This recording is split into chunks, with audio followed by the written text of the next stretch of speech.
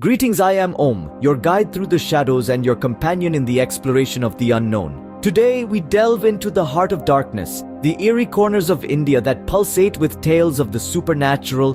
We'll tread lightly through the realms where the living and the dead intermingle, where echoes of the past seep into the present, instilling a sense of dread and fascination. Our journey begins with the ghost town of Bangar Fort. Then we will tread the unsettling sands of Duma Beach. Our path will then lead us to the Phantom's Haven, Dao Hill of Kurseong, followed by the accursed palace of Shaniwarwada Fort.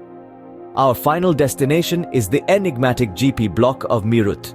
These are places that whisper stories of the uncanny, of unexplained phenomena, of mysteries that have stood the test of time. Are you ready to embark on a journey through the unexplained and the uncanny? Our first stop is Bangar Fort, a place so haunted it's illegal to visit after sunset. Nestled amidst the Aravalli range in Rajasthan, the ruins of Bangar Fort stand as a testament to a chilling past. The fort, once a bustling city, is now shrouded in an eerie silence, with its deserted streets and dilapidated buildings painting a picture of desolation and dread. The haunting tale of Bangar dates back to the 16th century, a story woven around a beautiful princess and a smitten wizard. Legend has it that the wizard, smitten by the princess's beauty, tried to bewitch her with a love potion. But the princess, quick-witted and brave, saw through his trickery and caused his death. But not before the wizard cursed the town, declaring that it would be destroyed and become uninhabitable. And so it did. Over the years, Bangar Fort fell into ruins, its inhabitants gone, leaving behind a ghost town that echoes the wizard's curse. The fort and its surroundings are now said to be haunted by the restless souls of its past, their whispers carried by the wind, their presence felt in the chill that runs down your spine. Visitors and locals alike have reported strange occurrences, inexplicable sounds, ghostly apparitions, and an overwhelming sense of unease. The air hangs heavy with a sense of foreboding and an unshakable feeling that you're not alone. The Archaeological Survey of India, the official custodian of these ancient structures, has put up a warning sign prohibiting anyone from staying in the area after sunset. It's believed that those who have dared to defy this rule have never returned. The Bangar Fort is not a place for the faint-hearted. Its ghostly inhabitants, the remnants of a curse that still holds sway, serve as a chilling reminder of a past that refuses to rest. The stories of the haunted fort continue to captivate the imagination of many, drawing in the brave and the curious.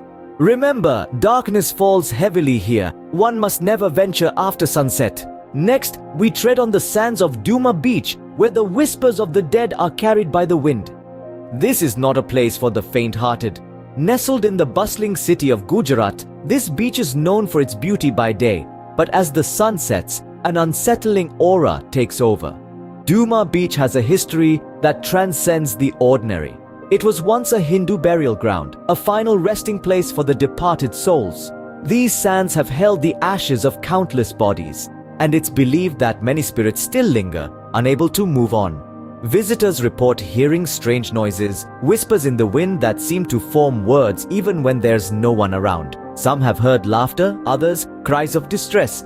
But all agree that the sounds are not of this world. But it's not just these spectral sounds that instill fear. There have been numerous accounts of people disappearing inexplicably. Some have wandered off, drawn by unseen forces, never to be seen again. Others have simply vanished without a trace, leaving behind only their footprints on the sand. By day, the beach is a popular spot for tourists and locals alike. They come to enjoy the sun, the sea, the tranquility. But as night falls, the beach transforms. The air grows heavy with an unseen presence. The sounds of the ocean seem to carry hidden messages, and the sands, once warm and welcoming, become cold and foreboding. Many brave souls have tried to explore the beach at night, hoping to debunk the tales of horror and mystery. But they have all returned with the same conclusion.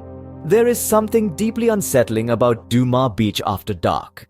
So if you ever find yourself in Gujarat, consider a visit to Duma Beach. But be warned, this is no ordinary beach. It's a place where the veil between our world and the next is thin, where the spirits of the past still walk the sands.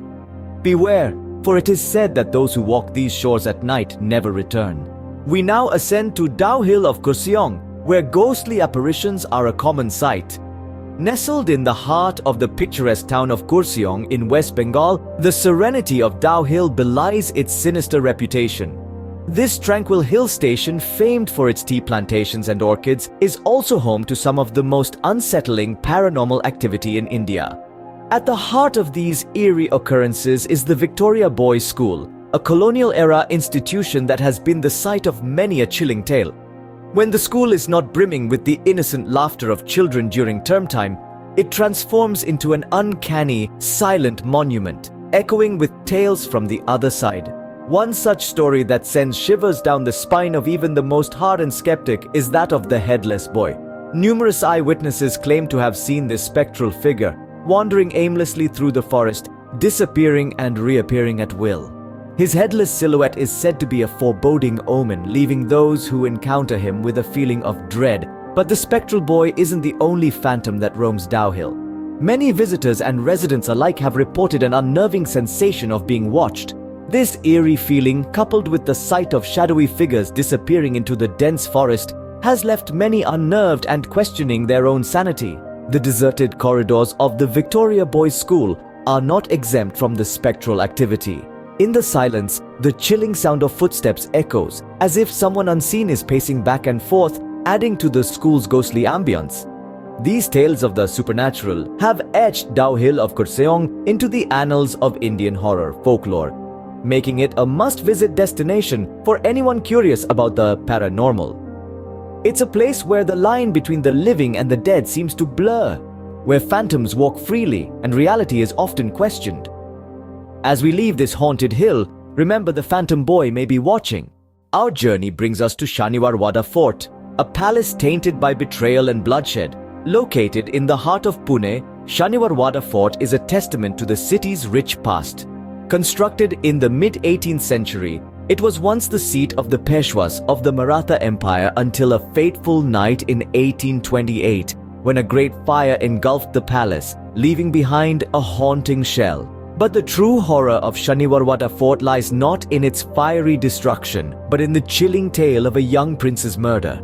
The prince, Narayan Rao, was the fifth ruling Peshwa and a mere 17 years old when he fell victim to a cruel conspiracy hatched by his own kin.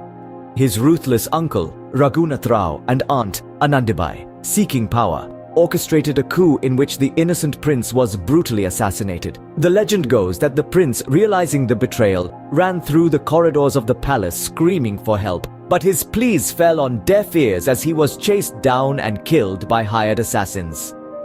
It is said that on full moon nights, the horrific screams of the prince can still be heard reverberating through the empty halls. Kaka Malavachva, uncle, save me. The gruesome tale has left its mark on the palace and the city.